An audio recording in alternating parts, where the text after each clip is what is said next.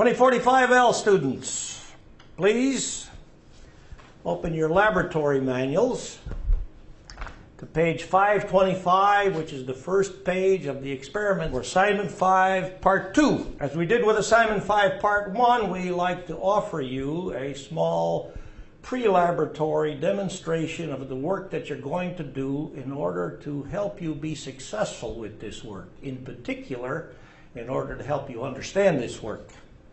Regarding assignment 5, part 2, you will, really as a follow-up to assignment 4, observe electrolytic properties of common solutes. With this information, you'll be able to construct a principal species inventory, abbreviated as PSI, which is nothing but a list of the main ingredients of a water solution of particular solutes. In other words, a list of what you got. Now, Bronsted-Lowry acid bases are particularly important examples of common electrolytes. I expect that you've heard about this by way of being introduced to common properties of substances in Chemistry 2045 lecture class. However, I know that in Chemistry 2045 lecture class you do not talk much about Bronsted-Lowry acids and bases or electrolytes in general and how they behave. Yet these are particularly important solute materials, especially Bronsted-Lowry acids and bases. Since these materials are so important, we'd like to give you a jump start at learning about these materials with the work that you're doing in 45 laboratory. You really started with this in assignment 3, continued with it in assignment 4, and now in assignment 5 you'll take a more detailed look at Bronsted-Lowry acids and bases and solutions and water solutions which contain such. Just as a reminder, working definition of a Bronsted-Lowry acid, shorthand reference to Bronsted-Lowry B/L, is that is a material which can give H+, particularly to water, because water is the solvent that we will be using for all the investigations we conduct in first semester general chemistry. Consequently, if a material gives H+ to water, we form the hydronium ion.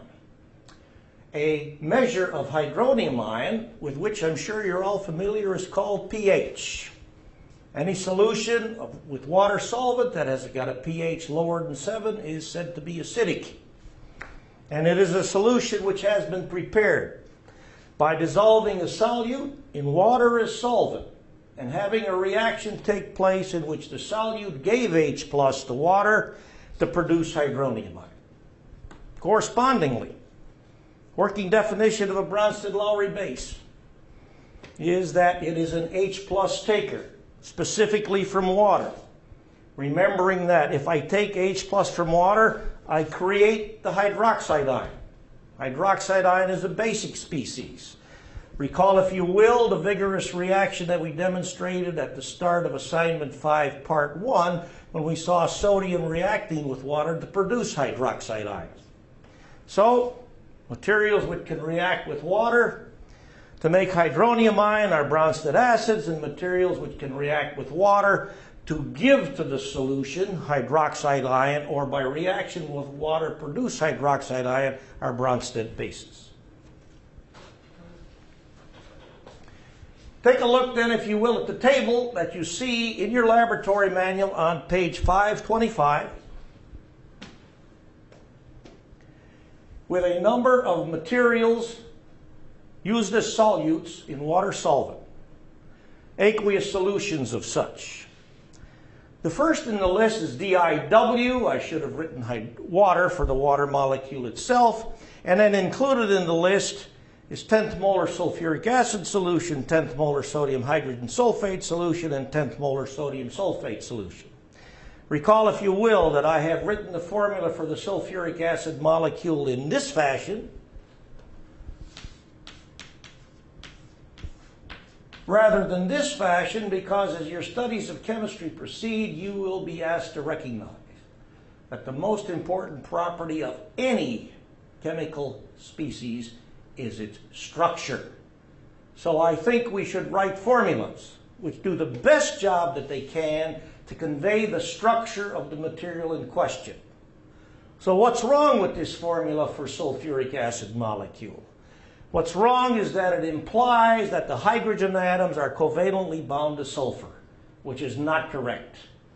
And I recognize that a lot of students in Chemistry 2045 or even Chemistry 2046, if they're given this formula for sulfuric acid and asked to write a Lewis structure for sulfuric acid, will write the Lewis structure incorrectly because they'll bond hydrogen to sulfur, as implied by this formula. But if we use instead this formula, we have a much better chance of realizing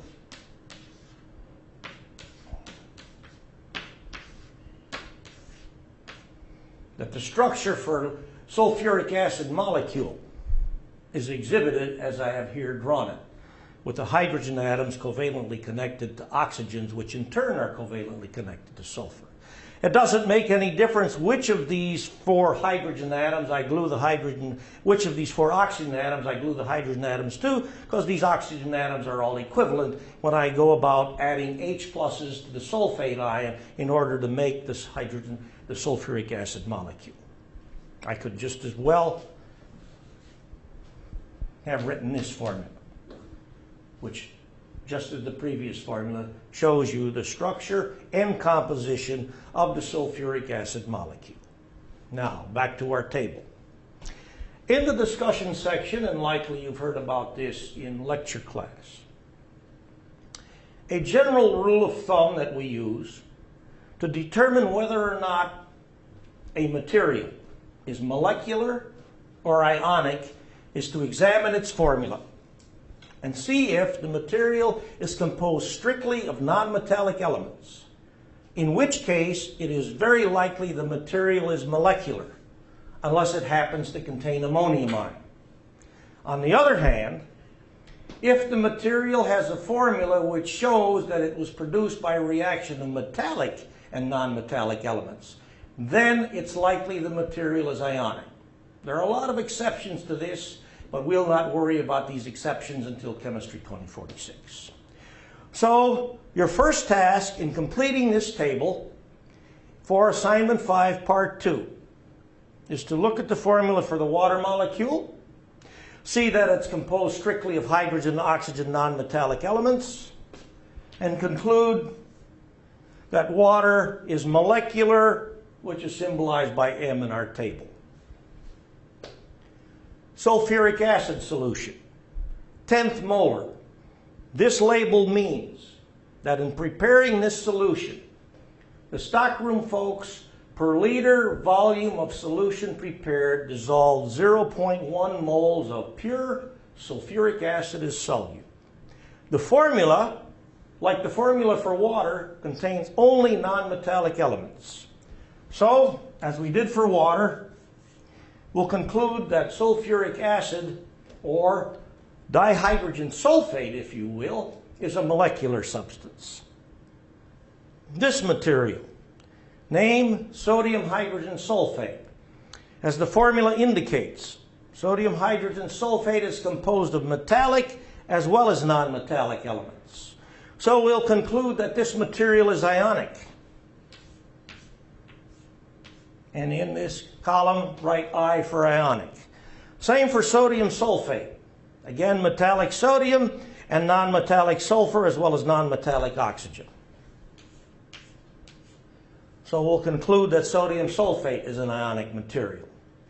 Now, electrolytic strength. Electrolytic strength is a reference to the degree or strength of conductivity that an aqueous solution of any of these solutes will exhibit. Now, for pure water itself, although you already know this, we'll start with pure water to illustrate that water is not a conductor. It's a very weak electrolyte at best. Pardon me, it is a conductor, but its conductivity is so slight that it cannot be detected by the vernier conductivity apparatus which you use for conductivity detection. And in my case for this demonstration, to make it ever so obvious, I'm going to use this simple conductivity light bulb gadget that we used for our conversation preliminary to Assignment 5, Part 1. I've got some deionized water, which I took from our laboratory. We'll transfer the deionized water to a small beaker, or a sample of deionized water to the small beaker. Bridge the conductivity leads with the business end of our screwdriver to once again show that when the electrodes are bridged, current flows and the light bulb lights. I will carefully raise the beaker containing the deionized water until the electrodes connected to the light bulb are in contact with the waters in the beaker. No light glow whatsoever, keeping with the fact that deionized water is, at least as far as we can tell, a non-conductor. I'll unplug the power source to my simple conductivity gadget and return to that as necessary. So regarding material water, electrolytic strength, as best as we can tell, very weak. Or, since we got no conductivity at all, we'll write, as is indicated in the laboratory manual, NE, small n, capital E for non-electrolyte. That is really not true.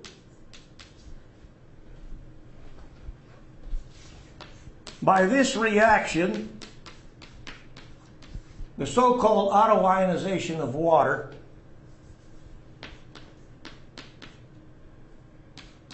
which means water molecules reacting with water molecules, ions are created, specifically hydronium ion and hydroxide ion. And in any water solution, this reaction proceeds. And it proceeds, as the stoichiometry of this reaction tells you, per each mole of hydronium ion formed, a mole of hydroxide ion is formed. Now that doesn't mean I'm making a mole of hydronium ion and a mole of hydroxide ion. This is a ratio to which I referred. In any water solution, this reaction goes to a very small extent at best.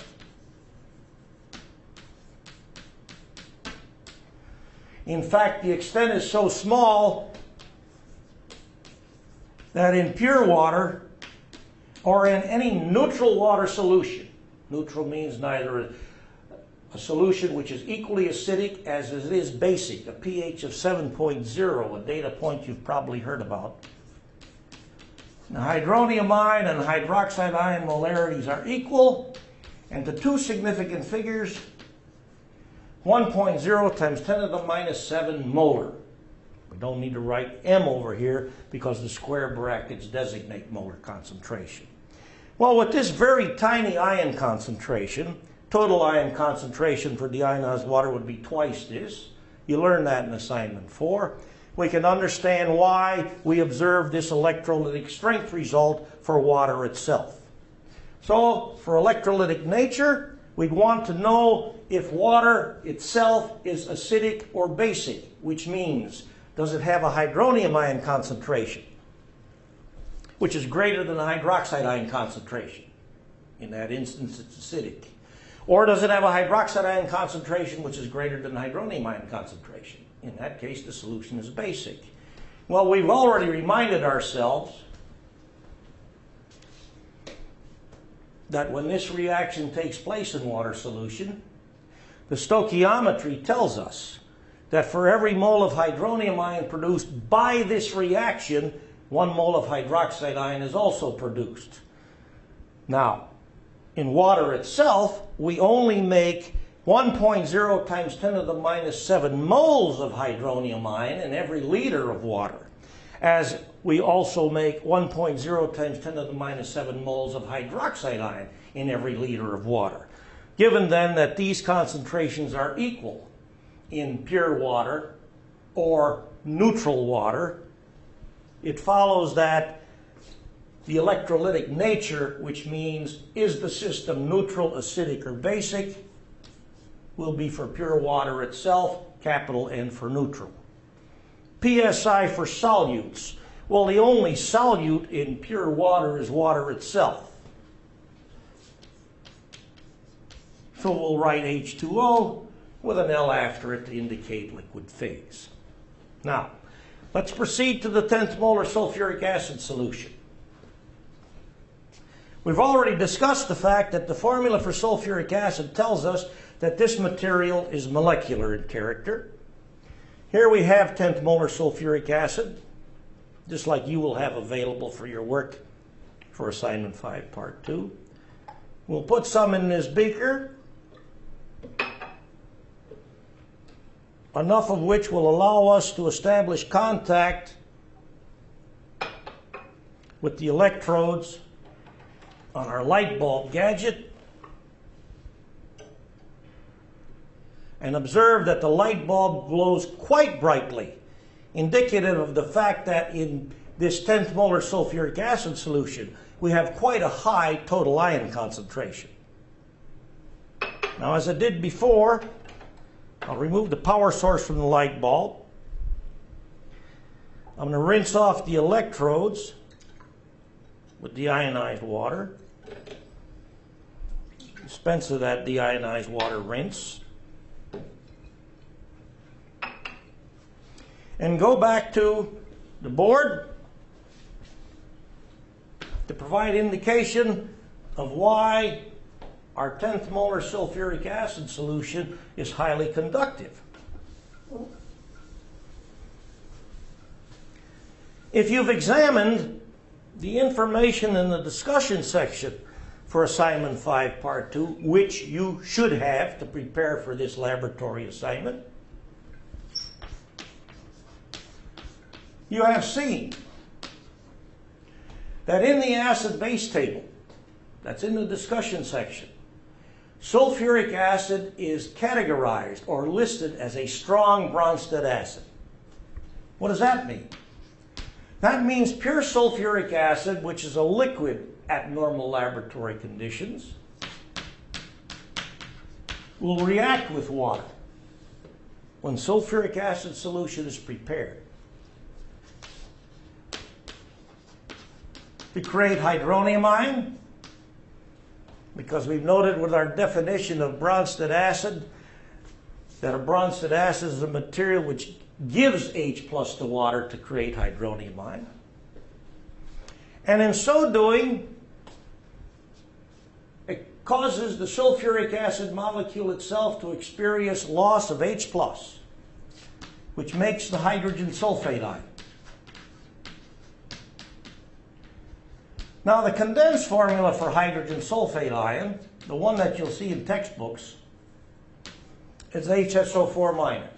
And there's nothing wrong with writing the formula for hydrogen sulfate ion as HSO4 minus. But bear in mind, the most important property of any chemical species is its structure. If I write this formula and ask you to write the Lewis picture for this hydrogen sulfate ion, you will correctly bond hydrogen to oxygen and in turn that oxygen to sulfur. But if I write this formula, there's a good chance you're going to write the Lewis picture for this hydrogen sulfate ion showing hydrogen bound to sulfur, which is not correct. That's why I prefer this formula. In any case, given that we're interested in the electrolytic strength of our sulfuric acid solution, which we have found to be extreme because of the degree of glow we got with our light bulb, we can recognize why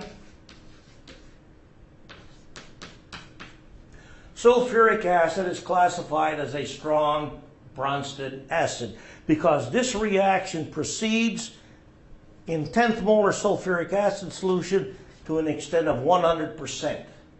Now that tells us something else that's very important when we're going to, in this case for sulfuric acid solution, write our principal species inventory. It tells us that since this reaction which involves the ionization of the sulfuric acid molecule by reaction with water. Since this reaction goes to an extent of 100%, there are no sulfuric acid molecules whatsoever remaining in this solution. So I caution you, when you see textbooks write this, you are looking at a formula which is incorrect, because there are no sulfuric acid molecules in the sulfuric acid solution if the ionized water is solvent. And this will hold until or unless you make the molarity of sulfuric acid dissolved as solute so high that all the sulfuric acid molecules cannot ionize because there's not enough water available. You're going to need to prepare sulfuric acid solution at a concentration of about 16 molar in order to achieve that, and 10th molar is nowhere near. So, as I said, be careful of this formula, because more often than not, this is incorrect. So what do we recognize to be the true principal species inventory for main solute ingredients in sulfuric acid solution? Hydronium ion and hydrogen sulfate ion. So we'll go right over here to our PSI column, and write hydronium ion AQ. To make more space, I'll remove these definitions.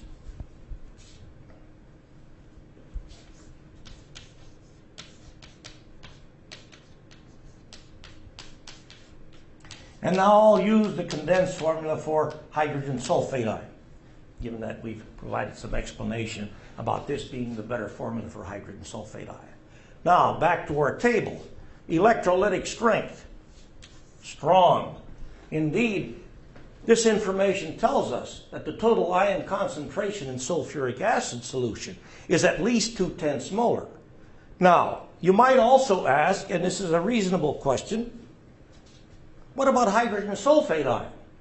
Can hydrogen sulfate ion also react with water, and in so doing produce hydronium ion? Well, let's hold that for a moment and take a deeper look at that issue when we look at the 10th molar sodium hydrogen sulfate solution. The remaining issue about sulfuric acid solution is its acidic nature. Of course, this reaction equation tells us that sulfuric acid solution is acidic. We can easily verify that by taking our sulfuric acid solution, which we had in this bottle, and in this case, use a very pH insensitive indicator, blue litmus. Point is, if blue litmus touched to a solution will turn a distinct red color, it means that solution is significantly acidic. It's got a high, relatively speaking, hydronium ion concentration. So I'll use my stirring rod, catch a drop or two of the sulfuric acid solution, and when I apply that to the blue litmus paper, you can see that the blue litmus paper becomes a distinct red-pink color, indicative of the fact that this solution contains a high hydronium ion concentration. It's acidic. So with that, we can go back to our table.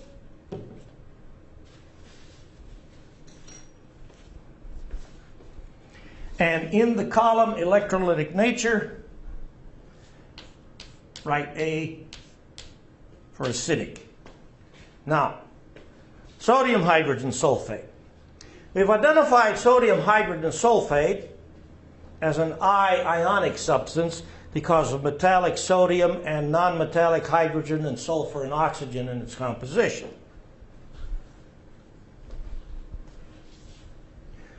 Well, given that sodium hydrogen sulfate is ionic, and given that we can make a solution as concentrated as 10th molar, it follows that sodium hydrogen sulfate solution should be an excellent conductor. So let's examine that just for confirmation.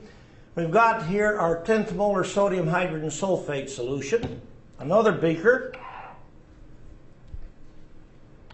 I'll take the top off the vessel containing the sodium hydrogen sulfate solution just to expedite matters. transfer some of the sodium hydrogen sulfate solution to the beaker. I've already rinsed the electrodes with the ionized water, put in the power source, immerse the electrodes, and we see that the sodium hydrogen sulfate solution is also an excellent conductor, as was the sulfuric acid solution. So, as I did before, remove the power source for safety, rinse my electrodes, and go back to our chalk discussion of the extreme conductivity of sodium hydrogen sulfate solution, which has now shown us is a strong electrolyte.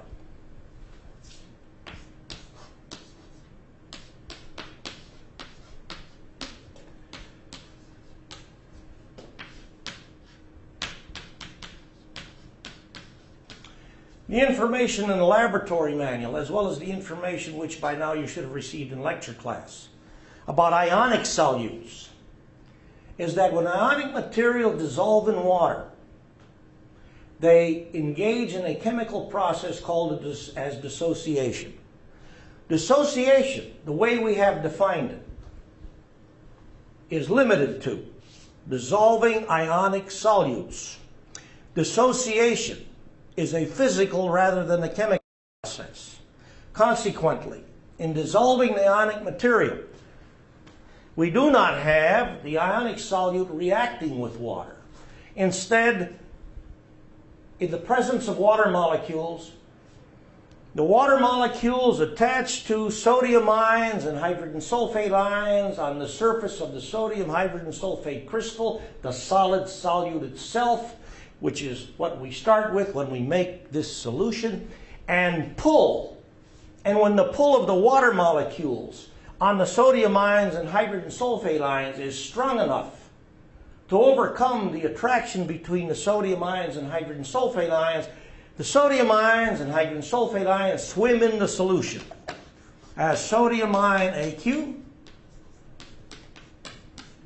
and hydrogen sulfate ion AQ. Let's go back to our better structurally corresponding formula for hydrogen sulfate ion, pardon me.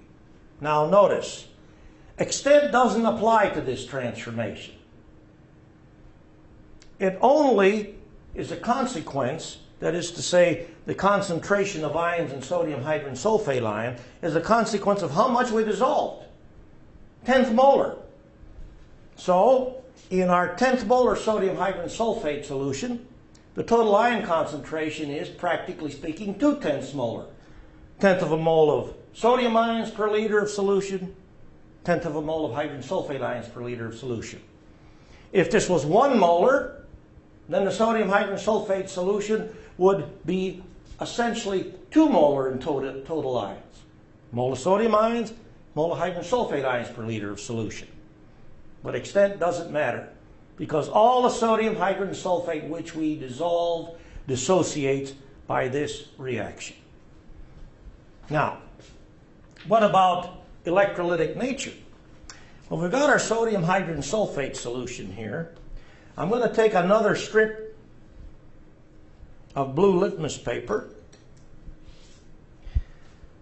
rinse my stirring rod with the ionized water,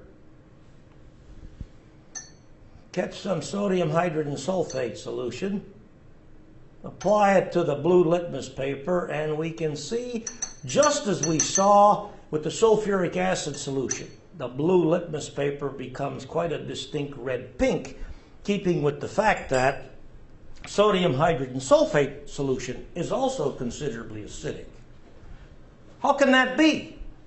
Well, it must be that one of the ions of sodium hydrogen sulfate, sodium ion or hydrogen sulfate ion, has the ability to react with water and create hydronium ions.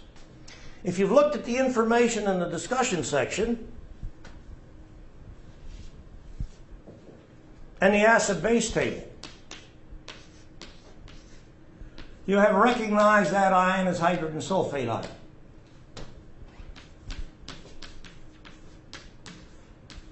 Hydrogen sulfate ion, like a number of other species, can react with water and does react with water to create hydronium ion. And when the hydrogen sulfate ion loses H+, sulfate ion is also produced. The conjugate base of hydrogen sulfate ion. Now this reaction is, as we choose to define it, an ionization reaction. To what extent does it proceed?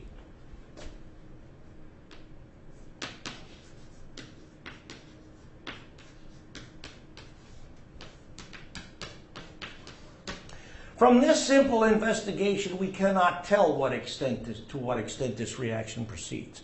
Notice that when we dissolve sodium hydrogen sulfate, we had a solution which is rich in ions, which means the solution would be strongly electrolytic whether or not this reaction took place at all.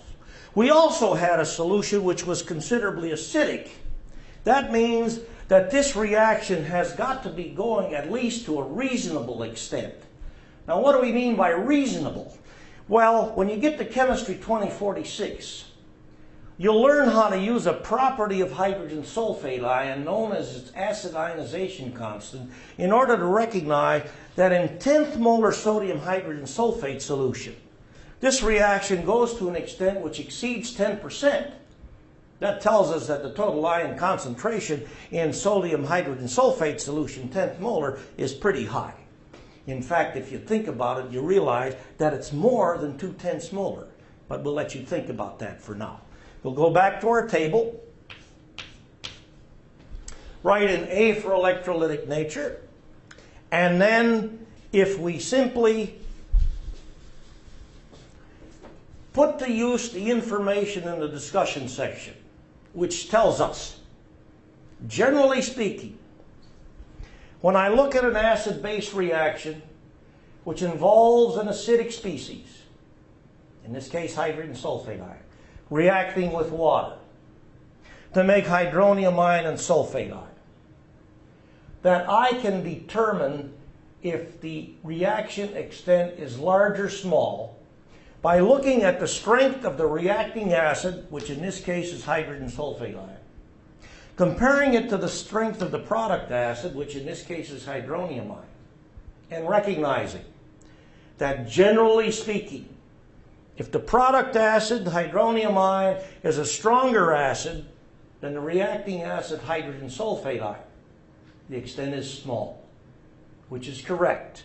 Keep in mind, we told you that you will find out that the extent of this reaction for 10th molar sodium hydrogen sulfate solution is on the order of 10%, which is small, considerably less than 50%.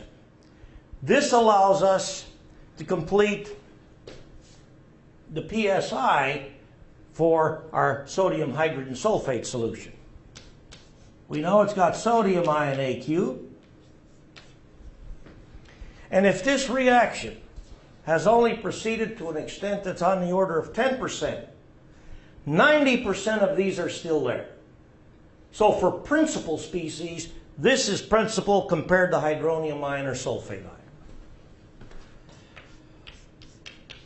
So using the condensed formula again for hydrogen sulfate ion, we'll write in HSO4 minus to complete the principal species inventory for our sodium hydrogen sulfate solution. We now have one remaining solution to investigate.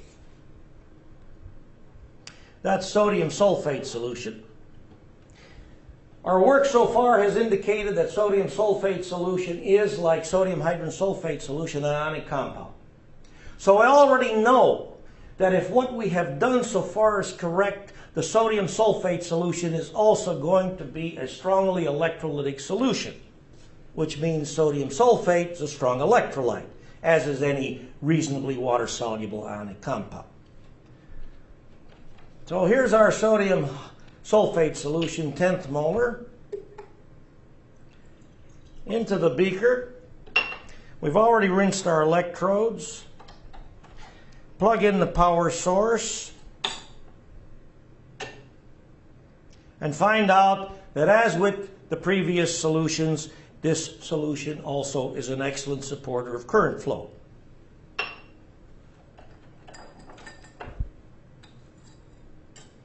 Which, of course, keeps with the definition, pardon me, the information that we've already added to our table, that sodium sulfate is ionic. And 10th molar means that it's soluble ionic, which is why the sodium sulfate solution is a good conductor.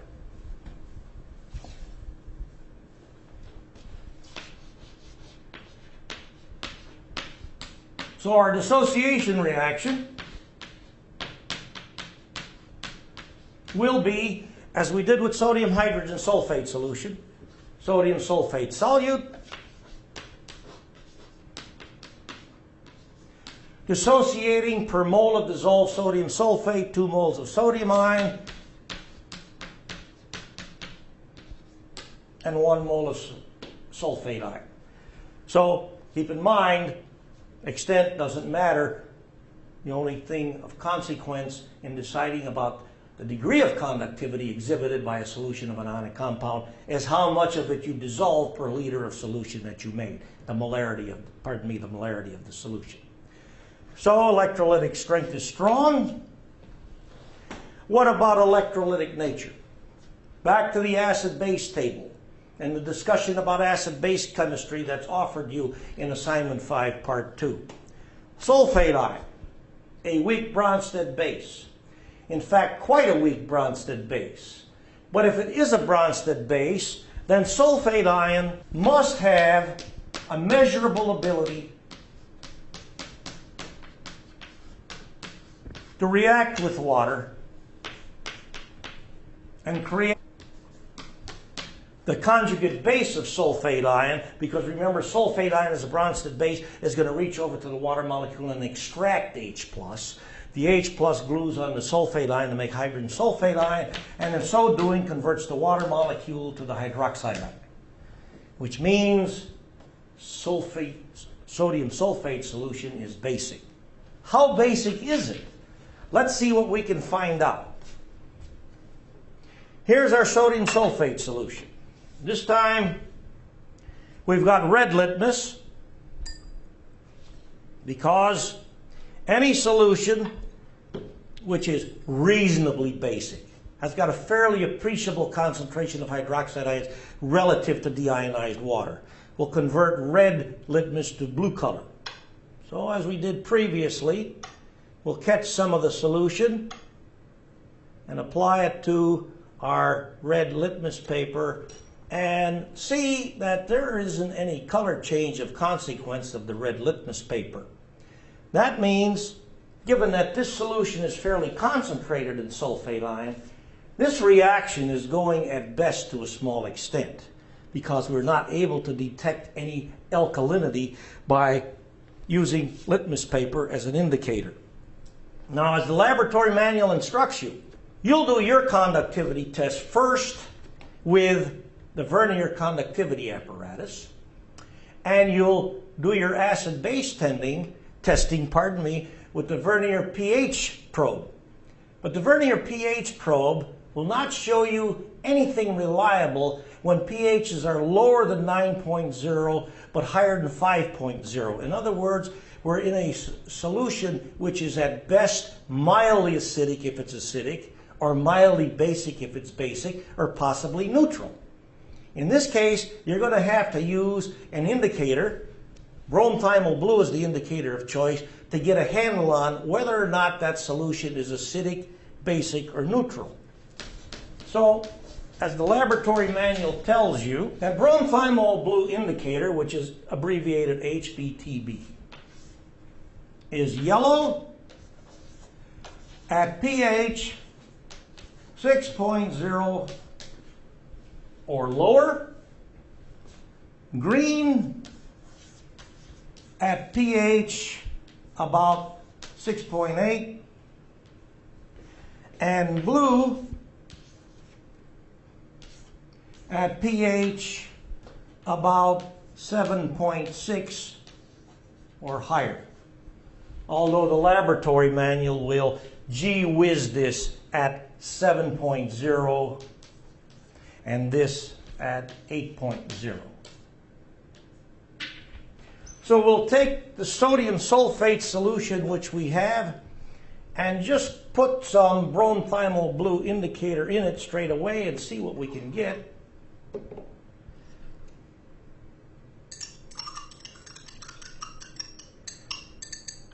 We've got a greenish color.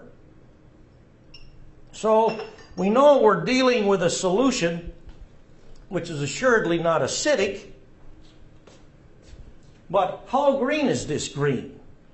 Well, let's take a look at deionized water. I'll rinse this beaker with laboratory deionized water and put a fair amount of deionized water into the rinsed beaker and treat that as well with bromethymol blue. And in this case, observe a distinct yellow color. That, of course, keeps with what we have in the table for acidic solution. You might ask, why is the deionized water showing itself to be acidic? The deionized water which we have available in the laboratory has a habit of absorbing some CO2 from the atmosphere. And in this experiment, you're going to find out that a water solution of CO2 is acidic. You'll take a look at this very same system with the work you're going to do in Assignment 5, Part 2. But here we can see a distinct yellow color shown by a solution treated with bromethymol blue, and here a green color which I'm going to argue has got a little tiny bit of blue in it. Perhaps I'm cheating a little bit. What does your eye think? In any case, assuredly green without yellow, which keeps with the fact that this reaction, which shows the ionization of sulfate ion reacting with water to produce hydroxide ion, is small extent. In fact, when you get to Chemistry 2046 and do a more detailed analysis of Bronsted-Lowry acids and bases and their behavior, you'll find out that this is very small extent. So for the result we have, if you wrote for electrolytic nature neutral, it's reasonable because it keeps with the observation you've made.